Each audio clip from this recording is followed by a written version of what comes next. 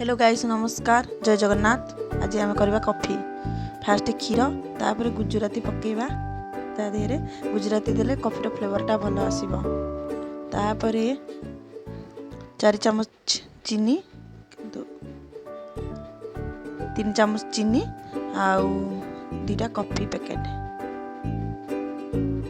याको भल भाव आम फेंटिबा। कॉफी को कॉफी देहरे टिके अल्प टिके पानी दिया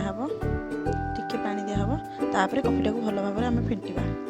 भल भाव कॉफीटा फेंटा हो सारा पर क्षीरटा को कॉफी देहरे ढाला हब।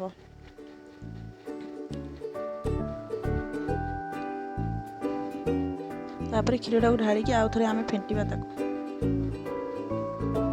आगे भल फेंटी सारा पर आमर कॉफी रेडी।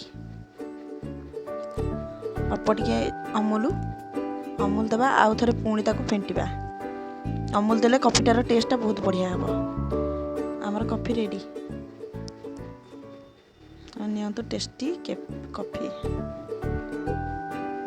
यदि वीडियोटी भल लगे लाइक शेयर कमेंट करेंगे निश्चिंत।